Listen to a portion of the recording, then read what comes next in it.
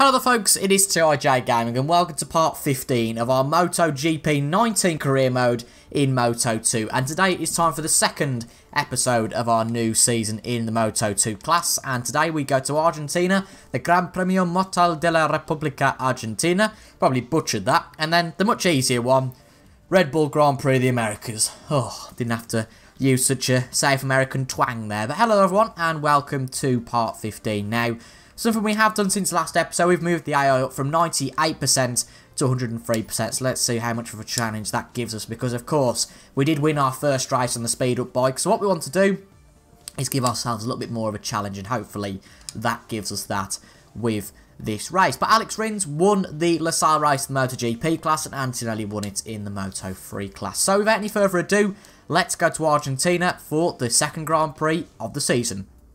Uh-oh, this could jeopardise us getting through to Q2. Of course, it's combined free practice times that get you through to Q2. Now, if it's been dry for the first two sessions, this means we're definitely not going through to Q2. Equally, though, if it's been wet, it's well worth going out to see if we can get through. But this might be a case of we have to go through Q1 because it is wet in FP3. That's the chance you take by only doing one practice session. But equally, we will do all of the practice regimes and development tests just to get accustomed to the bike. And of course, it could be wet all weekend, so it's worth getting accustomed to the wet weather as well.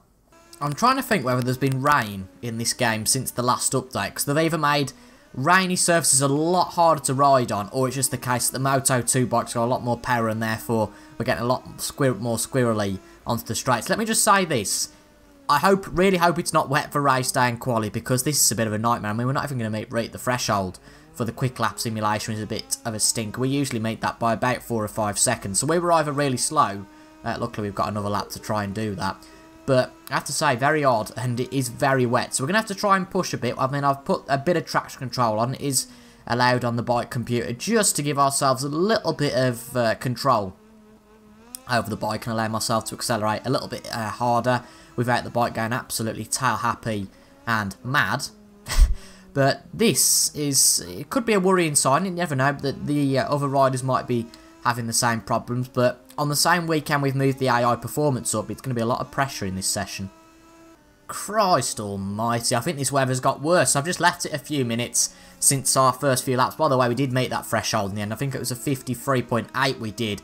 But this is getting worse. I thought the last set of weather we had was bad, but this is terrible. This is like the British Grand Prix last year. I know I'm covering a lot of this practice session, but it's quite an interesting one really, because we're usually, if you look at that track affinity, I don't usually show you this, but we are usually just below that second line on the right, so we don't quite get high track affinity sometimes. We only get 5 development points. But our knowledge, not necessarily our knowledge of the track, but our lines we're taking around this track because of the rain is so poor that we're actually struggling just to get the low track affinity, so this is a real struggle. Funnily enough, we actually topped that session just about, but I'm guessing it won't be enough to get us into FP. Oh, okay. That's nice then. Right, so that was the driest session of the weekend so far. So it's been wet, wet, wet so far. Love is all around. I've got that joke in a few times, but it's terrible really. But we are actually through to Q2, and that is the fastest lap time of the weekend. So Sam Lowe's just missing out there. I mean, oh, look at that. By 0.02 of a second. Just shows how close these things can be. But we are through to Q2, and that's a really nice and unexpected surprise. Oh, the rain's still here for qualifying. It might well be here for the race tomorrow, but can we see if we can replicate that sort of time we got in the last session? If we could take pole here, I would be truly amazed. We've got competition, ladies and gentlemen, for pole. I was just about to come on actually saying we could get into the 52s here, the first person to get into the 52s all weekend. But Baldassari has beaten us to that with a 52.894. We're really going to have to push in a sector that, if you remember last year, I'm really not fond of. I hate this last corner. It's just a really nasty long corner, and we can be really susceptible to fall off there. But we haven't fell off there this weekend yet, so that's all nice. But let's see what this lap is going to be. Not quite. Not even in the 52s. So we've got 2 more laps, possibly 3 if we get the time. Let's see if we can get into the 52s. But see, it's a bit of a catch-22 here. Qualifying doesn't really matter, especially if it's wet tomorrow, because we're just going to fall back on the grid anyway, I feel. But the higher we qualify, the less that damage will be. So it isn't worth nothing in another sense. Oh, well, I said we hadn't crashed into that last corner. We have now. First time for everything, and this weekend, that's the definite case. And that could Well, I suppose it's a slow corner, so it's not too bad for this next lap, but it might just harm the first sector slightly. But now Strotter's took the lead, and as you can see, we're still in the top 10, which I believe is our qualifying objective, but nowhere near those first front rows of the grid. Hello and welcome to the Termas de Rio Hondo circuit in Argentina for live coverage of the Moto2 race. At the moment, the track is completely soaked from the rain that shows no signs of letting up. This will definitely prompt race direction to declare a wet race. Yeah, definitely is a wet race. I think Keithie's just about on the bubble there and just about bang on. Now, we couldn't, unfortunately, improve our qualifying position, so we're starting P10 for today's race. We did another lap, and we were pretty much 2/10 up going to that last section. It's a killer last corner, especially in the rain for us, because we just can't get the acceleration out of it, and then that, of course, jeopardises, pardon me, our lap. But we do start very much on the bubble of what we need to. Our qualifying objective is the top 10, so we do qualify 10th. As I said, though, if we do have a poor start, this could be really damaging in the grand scheme of things. But we'll see how we get on. We've got our teammate right next to us on the grid, so hopefully he's not too volatile. But let's see how we get on anyway. So on pole, I think we've got Marcel Schrotter. Alex Marquez is bound to be up there as well. I think he's in third on the inside, and we, of course, are on the outside and the best position on the fourth row. First wet race with the Moto2 bike. This could be interesting. And we are away, just trying to not get too slidey off the grid. Yeah, we managed that just about as well as possible. Yeah, we've lost a few places, but actually, we haven't done all that bad. Look at how people are going to the inside line. We're going to brave it on the outside. Everyone just literally chucking over to the inside line, hoping not to outbrake themselves. And in us actually gaining a few places at the first corner, we lost them all over again. But not as bad a start as I thought we might have made there at all, really. But keeping to the inside, keeping to our lines, because at the end of the day, we were 10th on the grid, so that's got to show we've got some pace. But a very peculiar start there. Literally everybody going, oh, I've got to get to the inside as quick as possible. And we're just going, whatever. So probably that helps on our start. But we've got a lot more acceleration and confidence than the rest out of there. And that's really going to help us down this long straight. Whether into the braking zone, that could be a disaster. As we're just carrying more speed, we'll have to find out. Nice and balanced though. A little bit round the outside, but that's okay. Don't get pushed out by our teammate. Look at everybody just running so wide. So actually, it was everybody else that ran wide as well. But a fascinating race we've got here. And a fantastic aspect of this season, because we won the first race. If we lose by quite a bit today, that could really make the championship look a lot more balanced. Or equally, we'll just fall down and everybody else will be a lot higher than us. But a good spirited start by us. We finally got back to where we started. Let's see if we can progress even further. Okay, thanks Binder. Thanks so much. What an idiot. What an absolute idiot. We broke early for that corner, and Brad Binder, I think probably for us calling his brother Brad in Moto3, just thought, we'll go up the inside and take you out. So that really doesn't help our race, and it could quite literally be opposites. We finished first in the first race in Qatar, and I think we probably put the kiss of death on it here, because we said, oh well, qualifying's not that important. But I suppose it's not when you're getting booted off on the first lap and you're down to last. So, a bit of definitely a recovery drive now to see if we can get any points at all, and that's massively disappointing. Hopefully Binder's got a penalty for that. It's great, this straight to gain positions. I know we're a long way back, but we can just pick off people so easily because we've got a lot more confidence coming out of the right-hander to gain pace. And funnily enough, people seem to brake way too late. We're going to have to be careful we don't get chucked up by one of them. Oh, well, sorry, Powie, but his bike's attached to the front of ours and he's off, but was that our fault? Probably, but it's that sort of thing that happens, isn't it? You know, he ran wide, we tried to get back in, and, well, that's him pretty much out of the race. But back up to 30th now. We lost quite a few positions through that debacle, which is a bit of a shame. But just look at how the bar just out of the way. They're very much the late breakers. We're a lot more cautious than that. And as a result, okay, we don't get the best cornering speed, but we do have a lot better acceleration out of the corner because we can get accelerated a lot quicker. But a lap since we got done over by Brad Binder there, and that's really annoying. But again, we're not progressing too badly. Let's just try and keep it composed and calm and make sure we don't fall off again. A little bit further on in the race now. We have progressed again slowly. We're up to 20th place. We're not doing too badly, as you can see. We're getting a lot out of shape, but we're just trying to push as hard as we can to try and get a points paying position. But it's so tricky, this is, because We're just effectively trying to get past people at the corners where we can take advantage. And then at the slow corners like that one, not necessarily like that one, but like the big hairpin where we had the accident. Not when we fell off, but the accident where we might well have took somebody out. The issue is that we gain so much down the straight and then they brake so late, like here, that actually you're not gaining much at all. But the race is as follows at the moment. We've got Schrotter in the lead. I don't know who Ball is, I must admit. We've got Tom Luthi 3rd, Alex Marquez 4th, and Navarro in 5th. But we've just set the fastest lap of the race. That should be a good accolade and hopefully something that helps us to progress maybe to the points by the end of the race. But that's pretty poor in terms of our late braking there. Don't want to fight a losing battle in terms of the acceleration to get Ottel back until the next corner. But actually we have anyway. And P15's just up the road. I think I will probably take a point today after falling off the bike. Starting the final lap then after this corner, we're up to P17. As I said, we've made nice progress. And number 15 is only just now that unfortunately lost the position to Sam Lowe's temporarily there. But we will live because we can probably get past him again on the straight. But another 52 time, the fastest by anybody else is a 53. So clear that we are the fastest man on this track, which makes it a real shame that we couldn't fight with the leaders. But from where we've come, you know, all the way down at the back of the field, we've made some really good progress in just over 4 laps. And 15th is just up there. Hopefully we can get up to that place and get a point here, but could be easier said than done. Sam Lowe's is trying to give us a good spirited battle, but hopefully that's the block pass on him, trying to get the acceleration. But no, he's still there annoyingly, Sam Lowe's.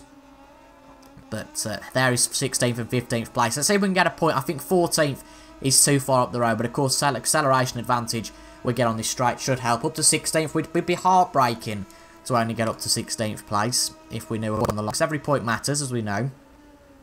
We only secured 3rd place in Moto2 last season by 2 of them, so they are very important. But Chance are up the inside. If it had gone any later and we'd been any closer, we'd have just clattered us out straight away. But Ben Schneider is in 5th, just up the road here. Can we make a move on him, potentially into this corner? Who knows? I don't think so, though. He's defending the inside line. Bright, nice and light. Hopefully nobody else comes sneaking up the inside. On the rumble strips there. We're ahead of him temporarily, but he gets the better acceleration out. Let's just try and fight this. Tap him a little bit on the side. A little bit aggressive there, possibly. But we've got the position for now, and that's good. But he's gone for it again. Come on, get the better acceleration out. This is such a battle. And you can go for the 2 priorities. You can either brake late and try and get him into the corners, or you can brake early and try and get the acceleration out. Let's just try, though, now. It's so annoying with Brad Binder just up the road. I'd be very tempted to give him a shove at the end on the line, but we're not going to get all silly into that. Let's just make sure we secure this 1 point and end up in 15th place in this race. Come on. So Marshall Schrotter wins for the Dynavolt Intact GP team, and we are going to come across the line and finish this race in 15th place. Which, after a calamity at the start, is not actually too bad. Baldassari finishes 2nd, Luthi in 3rd, and Marquez in 4th. And as you can see, we set the fastest lap of them all, just behind Brad Binder in the end. So the championship now looks like this. We're only 9 points behind the top guy with Marcel Schrott, but after 2 races, we've got a very interesting dynamic. And now we go to Kota and hopefully a slightly less wet Circuit of the Americas. Now, we were going to take a chance in this session. We were previously with a 2:15.4, sort of where Bastianini is, but we've just done 1 more lap and that's half a second better. Have we got through to Q2 with that time? Let's see. Yes, we have. The previous best was from Alex Marquez, a 2:14.3. Blimey, that is a real big time delta for us to get to, but we slot in quite nicely in 5th place, and it is a lot drier than Argentina. So, for the first time, let's go for a dry session in the sun and on the daytime, so cracking stuff. 2:14.7 then is our bank time. It's a pretty good lap, to be fair. It's better than we've done all weekend. Of course, Alex Marquez did set a 2:14.3, I think, in FP1 or FP2. But I suppose it's all about whether he can replicate that pace. But if he does, I have to say 4 attempts to find on this lap or the next is going to be pretty tricky. Well, 4 attempts I said would be tricky to find. For some odd reason, I don't know how on earth we found that sort of time, but we're a second quicker coming into Sector 3. That is quite unbelievable. This could be a very strong lap. We've got Marcel Schrotter in front, so I'm interested to see what he can offer, because he was pretty good and, of course, won the last race. But this could be our first 2:13 of the weekend. Let's have a look. Coming around the last corner, not the best exit. It's going to be tight. Certainly going to be an improvement, however, and it is a 2:13.878. I'm not going to get cocky and say, see if you can beat that, because they probably will beat that.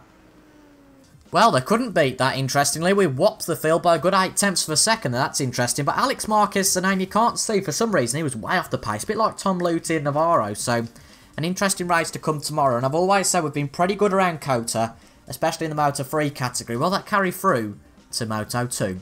Hello from Austin. We're here in Texas.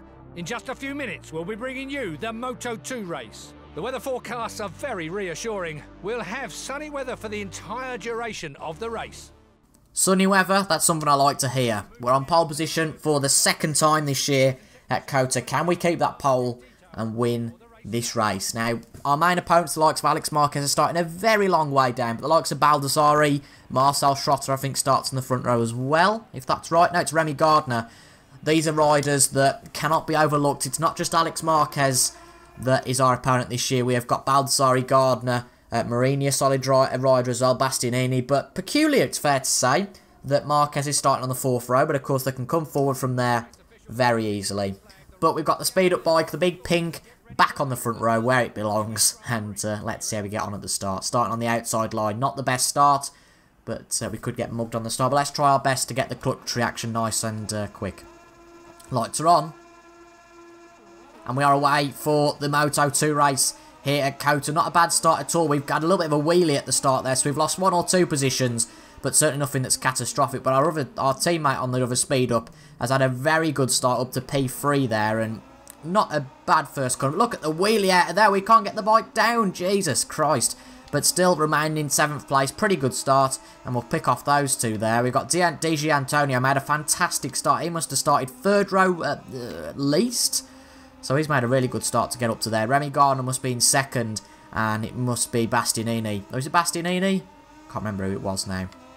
I know Bastianini's behind us, so I can't remember who it is in 1st, but it's whoever started in 2nd, and his name escapes me. But Remy Gardner's in 2nd, D'Antonio 3rd.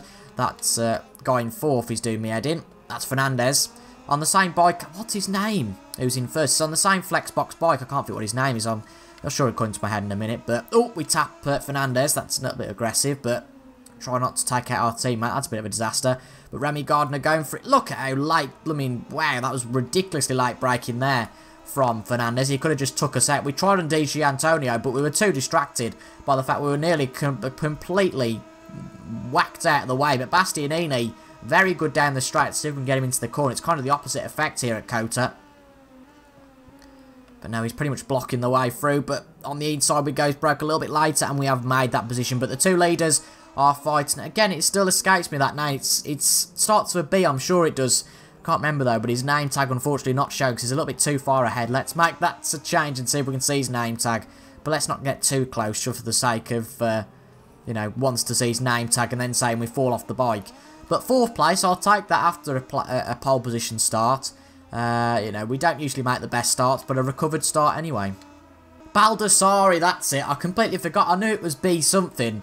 But no, it's Bastianini who's behind us, and it's Baldassari who's in the front right. So DG Antonio still in 3rd place, looking at the inside of Gardner with a little bit of interest. But we're trying not to cut the corner. But, well, we did cut it, but we didn't get a penalty for that, so I'm not going to moan. And just look down that straight. We've got a bit of anti-wheelie on, but we can't get the bike down. We're literally just wheeling down that little area. I wouldn't fancy that in real life. I'd be absolutely crapping myself, thinking, oh, I'm not going to make the corner. But we haven't had a bad start, as I keep saying. We're keeping in touch with these guys ahead, but 4th place might be our limit today. Oh, good run out of there, and that took us up into 3rd place. That was a bit of a surprise, and like braking now, could even get Gardner. But he's going for Baldassari. He's going to get tight. Bit of a tap from behind from Diageo Antonio. Just getting too much wheelie out of there. This is the problem with these Moto 2 bikes. More power, which means, you know, it's going to wheelie a bit more. So we are going to turn the anti-wheelie up just a tad to see if we can stop that happening, because it definitely means we are losing acceleration on the straights, even though our cornering's pretty good. But we were very close there to trying to get the leaders. But oh, that's a late break. We've tapped our teammate back like he did to us, repaying the favour. But unless he darts up the inside, well, we've had a bad braking spell there. But good acceleration out. Let's not battle too much of our teammates. We've got time to get him back later on. But fascinating race we got here. We're really tight for the lead. Good break there, but no, not quite close enough. But Alex Marquez, despite setting the fastest times of all the practice sessions, is out of the points at the moment. That's quite unbelievable. There we go, up the inside of DG Antonio, nicely done. Now onto the 2 leaders. I think we've pretty much cleared him now, I would say. 2 leaders up next. Try and keep it around the outside line. Keep on the racing line. We weren't really going to go for a move there. And then put the power down. See if we can get Gardner. And that has been something I think that he's fairly successful. Right alongside him on the straight. Interesting. But outbrake us into the corner. He's coming back at us. But no, he's braked a lot earlier there. So unless he's going for the acceleration out. But more speed into the corner. But no, I think we have got second place. Depends what we're like coming down here. Controlling the wheelie a little bit. But what we don't want to do now is that Baldassarre run away with this. Could get a good run here through this corner. Oh, that's tight. Getting really tight though with Baldassarre now. We've got the run on the straight though. We've got him back for now. Is he going to go up the inside at the corner? Possibly. Oh, he's just broke a little bit late. Let's control the wheelie on this straight. Come on, this is the one lap. We need to that and we've done pretty well. So unless he comes back in the braking zone, we have gone from 4th place pretty successfully back up to the top. Last lap time, then, as you can see, we are way out ahead of anybody else. We nearly 5 seconds ahead, I think, of... it's not... Is it Baldassarre? It's bad. I keep forgetting his name for some reason. I can't get it in my head. But as you can see, we're way out ahead of everybody else. I think we've acknowledged, and we acknowledged this last season, that it's either we're quite quick at COTA, or that everybody else, so the AI are quite slow around here. So I wouldn't worry about the AI difficulty here. I think that in the next race... there'll be a little bit more competition. In fact, a lot more competition at Jerez. We're not the best around Jerez, but this is our race today. If we don't fall off in the last 2 corners, it looks like we should be absolutely fine. This is our race. We come around the final corner, and we won here in Moto 3, and we are going to come around the final corner and register our 2nd win of the season here in Moto 2. Brilliant stuff. So there you go, as you can see, we've took the race win. It was Baldassarre, yep, that finished in 2nd. And DG Antonio, that's nice to see, takes the podium with us. The championship looks like this. We retake the championship lead. We've been level on points with Lorenzo Baldassarre. Of course, that means that we are championship leader on countback after winning 2 races so far this season. Marcel Schrotter only 8 points away, and Navarro and Marquez 17 and 18 points away, respectively leading the Spanish Armada in their role trying to win this championship. As you can see, the speed up bike top of the Moto 2 standings in terms of the teams. And we're going to go to Parc Fermé now, see how the celebrations are going. It's our 2nd race win of the season.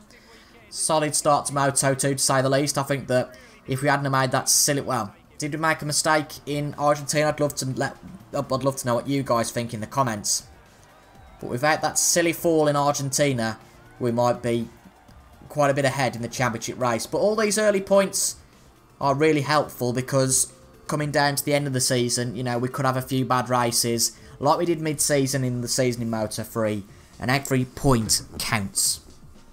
So a great weekend there, a great win. As you can see, we did really well there on all accounts. So next we are going to go to the Gran Premio Red Bull de España. We're going to just improve the engine brake and use our development points there. But as I said, next up we are at Jerez, and then followed after Jerez we go to France for the Le Mans Grand Prix. But of course that'll be on Monday with no episode of this tomorrow, just to remind you folks, because we're making way for snooker and a Retro Sundays video. So if you're interested in those retro games or snooker, head over to the channel tomorrow for those videos. But if you're not, I will see you guys on Monday for the next episode of this series. Thank you for watching, and I'll see you guys later. Goodbye for now.